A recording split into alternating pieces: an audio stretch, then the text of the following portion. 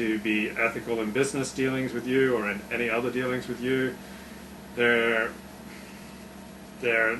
not less likely to abuse their kids. They're not less likely to, like Chelsea Clinton. So many of I don't think Orthodox Jews are more likely to abuse Chelsea Clinton, but many of my Orthodox Jewish friends, she looks like all sorts of really vicious, unflattering descriptions. To me, she looks like her mom. Right, I know, but you're not going around saying she looks like, and then some very unflattering animal. Like this kind of like total, let's just destroy, just like kick her because she's not aesthetically pleasing. So we're just going to come out with a whole laundry list of, vicious things to say about a woman because she's not beautiful. Orthodox Jews aren't any less likely to do that in private, in my experience, than anyone else. Like fundamental human decency, character, basic fundamental ethics. I'm not sure they're a lot more likely to excel in those areas. What I will say is that observing these ritual laws or observing the laws of kosher and the Sabbath, you are perpetuating a system that overall does make people better, does make people finer, does elevate the human condition, does provide kind of a window for the divine light to shine down into the world. But on an individual basis, it can be quite discouraging. Do you have any thoughts? No, I would agree with that. Yeah. I would agree with that. If someone keeps Shabbos, they dress like me, they keep kosher, so what? So what? That doesn't tell me anything like the things you talked about. How are they going to treat their kids? How are they going to treat their husband or their wife? Or, how are they going to handle themselves in business? The person may be the door's closed, a dick. Yeah. It doesn't mean anything to me. I'm not sure if this is, I think this may be, at least in part, a post-60s development. I think if you met an Orthodox Jew before the 1960s, I think there may be more of a chance that they would be a little more ethical than the normal. But kind of since the 60s, there's kind of been more of a division between, I'll go along publicly with these observance levels, but, I'll still do what I like. That could be. Oh, yeah.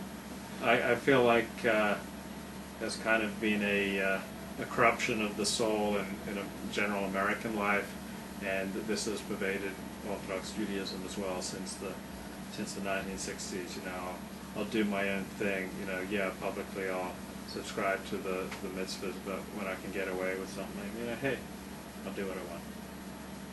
I had a frum boss who was, caught embezzling, and my doctor at the time was in trial, going to prison for insurance fraud. I mean, when these are supposedly from people, this was all happening at the same time. And the same goes with Orthodox rabbis aren't any more likely to be gracious. Remember Rabbi, there was a rabbi across town, who went to prison for 5 years. Yeah, because he'd set up this kollel. With fake students. Yeah, with the money laundering. Yeah, money laundering for Goyim. And frankly, I would suspect that if you did a investigation, I would suspect that close to half, if not a majority, of yeshiva engage in very dodgy financial shenanigans. That's my limited knowledge. That's I don't know. But we certainly know there are a tremendous number that do. If they cook the books and stuff. Cook the books and write up tax deductions. Here, donate $100,000. I'll write you up a tax deduction for $100,000, and I'll give you $95,000 back. Which was the case with the Rebbe, what was the Hasidic sect that got busted about 2 years ago, who was doing just that practice. I don't know, but there was Fardom in New Jersey that got busted. Recently, last year, in DL, New Jersey. Yeah. The whole community got busted. So how, and also I'm like, many Orthodox rabbis are not particularly gracious or ethical or kind in their dealings. If you have an Orthodox rabbi who's your landlord, he may be just as obnoxious as the guy. Oh yeah. How do you account for your? You actually do seem like a pretty straight arrow as far as me. Thank you. How do you account for that? For what? Why are you a straight arrow and many people who dress like you are not? Well, I have my own things. I know you got your own things, and we've got your own things, but to the extent that I know you in all my dealings with you, you've been an ethical straight arrow. So, well, thanks. I appreciate that. Where does that come from? I don't know. I mean, it's like I said, everybody's got their own thing, Yeah. Like, you may not see me in shul for 3 months. Right. I might just say, sayonara, you know what I mean? So, like, my thing is, I've got my own problems, my own bag, Yeah. Everybody's got their own thing. Yeah. Some people, I'll tell you, some people would look at me and say, inspect one thing, and they're going to get another. I might treat you ethically, but you're not ready for me to say, like, getting laid is going to get somebody, like, all ruffled. Right. Well, the rabbi said getting laid and blowjob, and, that's not right for a rabbi to say. And some people get all nervous about that. Yeah. And quite offended sometimes. Oh, they get really offended. In fact, I think most Orthodox Jews would be offended. Yeah, well, here's the thing. Here's the difference between me and the other frummies. Mm-hmm. Okay, here's the difference between me and the other frummies. I'm not saying every frummie is like this, right? But everybody's got, like, their own thing. Yeah. Their own bag of sins. Yeah. You know what? I have come to the conclusion that there's no one perfect living alive today. There's no perfect people. Okay?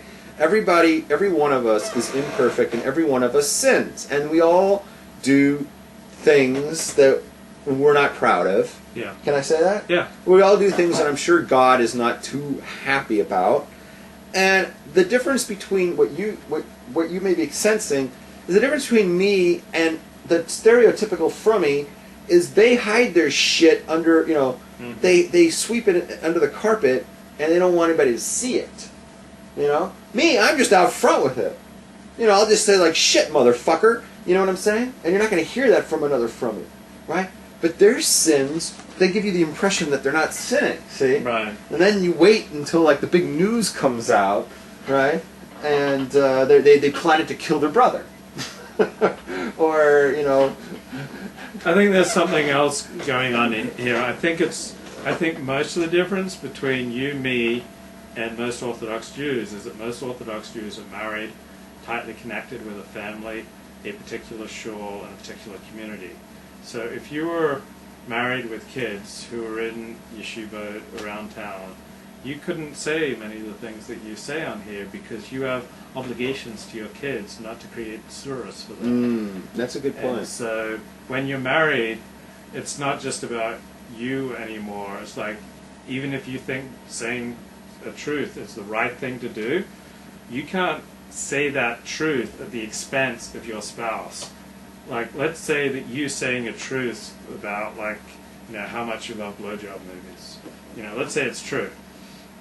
But if your spouse has got to hold her head up around town, and if people are going to give her surahs because you've said a particular truth on my blog, then you're saying your truth at her expense.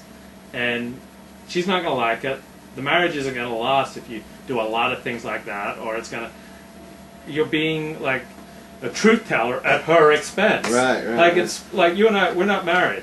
And we're not like, super connected tightly to the community so that, we have to be really careful that if we say anything it's going to reflect ill on this particular Rav and this particular shul and Right. By the way, I want to tell you something. Yeah. When you met me the first day, when you were interviewing me, you said, "What's off limits?" Yeah. Remember this? Yeah, What did I say? I said, "Whatever you do, don't ask me who my rabbi is. Yeah.